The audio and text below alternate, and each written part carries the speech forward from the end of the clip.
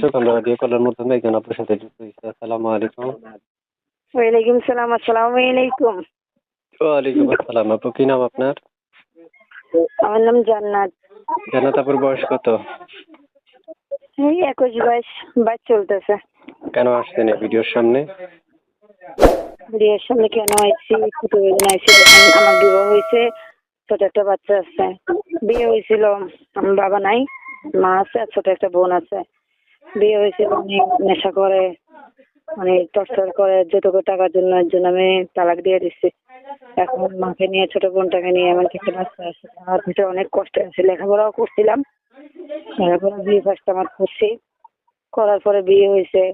এখন তারপরে ওনাকে আমি তালাক দিয়ে দিচ্ছি। এখন চলতে ফিরতে অনেক কষ্ট হইতেছে মাকে নিয়ে, আমার ছোট বোনটাকে নিয়ে। এই কারণে প্রতিবেদনে আইছি, একজন জীবন সঙ্গে একটা মনের মানুষ পাওয়ার জন্য, যে আমার দায়িত্ব নিয়ে আমার পাশে এসে দাঁড়াবে, এরকম একজন মানুষ চাই। আচ্ছা, আর একটু জোরে করে ক্লিয়ার করে কথা বলে নিবেন। আর একটা কথা বলি, নাম কি আপনার? আমার নাম জান্নাত। জান্নাত আপুর বয়স কত? আমার বয়স 22 বছর। প্রিয় দর্শকদের উদ্দেশ্যে শুনতে চাই, থাকেন কোথায়? থাকি নোয়াখালী, ফেনী থানা। প্রিয় দর্শক, শুনতে পেরেছেন কোথায় থেকে যুক্ত হয়েছে। আপনার মধ্যে একটা কথা বলে রাখছি, যারা এই মুহূর্তে আমাদের ভিডিওটা দেখছেন তারা চ্যানেলটা সাবস্ক্রাইব করে রাখবেন।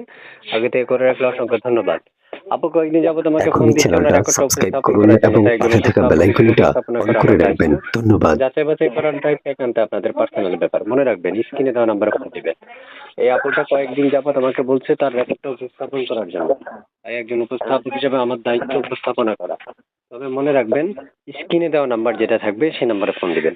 এই নাম্বারে কোনো ইমো, হোয়াটসঅ্যাপ কিছু আছে আপু? আপু, ইমো, হোয়াটসঅ্যাপ কিছু আছে এই নাম্বারে? না না, আমার এই নাম্বারে কোনো হোয়াটসঅ্যাপ ইমো নাম্বার নাই। আচ্ছা, অপেক্ষা করতে বললে অপেক্ষা করতে পারবেন?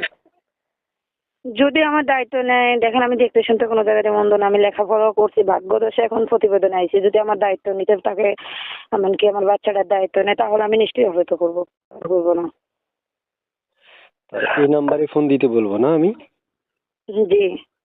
আচ্ছা, আমাকে একটা ছোট্ট প্রশ্নের উত্তর দেন, যে আপনার প্রিয়তমা বা ভালোবাসার মানুষটা যদি দায়িত্ব নিয়ে আপনাকে কালকে বিয়ে করতে রাজি হয়, আপনি রাজি করবেন? বিয়ে বসবেন? যদি দেখেন পবিত্র মন নিয়ে, যদি সত্যি আমার দায়িত্ব নিয়ে আমার পাশে এসে দাঁড়া, হ্যাঁ নিশ্চয়ই বিয়ে করবো। বিয়ে করার জন্য চাইছি। আপনি আমার সাথে 2 দিন 3 দিন কথা বলবেন, সব থেকে পবিত্র সম্পর্ক হচ্ছে বিয়েটা, তাই না? আচ্ছা আচ্ছা আচ্ছা। না, আমি তো বিয়ে শাদী করি না, এই জন্য এখন এই সম্পর্কের ব্যাপারে অভিজ্ঞতা আমার নাই। আচ্ছা, করবেন আর কি। আচ্ছা আচ্ছা। প্রিয় দর্শক, শুনতে পেরেছেন, আপনাদের বিয়ের খোঁজ খবর, পাত্রী খুঁজতে খুঁজতে আমার বিয়ের খবর নাই। তাই আজকে আপনাদের জন্য আবারও নিয়ে আসলাম একজন আপুকে। আজকে এই ভিডিওটা তাদের জন্য প্রযোজ্য যাদের বউ নেই বা বিয়ে করেছেন বউ নেই। আজকে ভিডিওটা তাদের জন্য প্রযোজ্য যারা বিবাহিত মেয়ে খুঁজছেন। আপনিও অবিবাহিত হন, অসুবিধা নেই। আপনি বিবাহ করতে যদি চান যে কোনো বয়সের মানুষকে, আপনি অবশ্যই উনিও অ্যাকসেপ্ট করে নিবে। আচ্ছা আপু, আপনি কেমন বয়সী মনে মানুষ চাচ্ছেন? মানে কেমন বয়সী?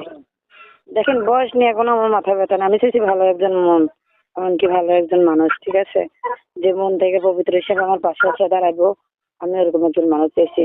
এখন আরেকজন মানুষের বয়স দেখে তাকে আমি এক্সপেক্ট করবো না, এমনকি তাকে আমি এলো করবো না, কিন্তু তার আগে তো আমিও মারা যেতে পারি, তাই না? আচ্ছা আচ্ছা আচ্ছা। হ্যাঁ, এটা তো সত্য। তো ঠিক আছে আপু, ভালো থাকেন তাহলে। আল্লাহ হাফেজ। আচ্ছা ঠিক আছে, ভালো থাকেন। আসসালামু আলাইকুম।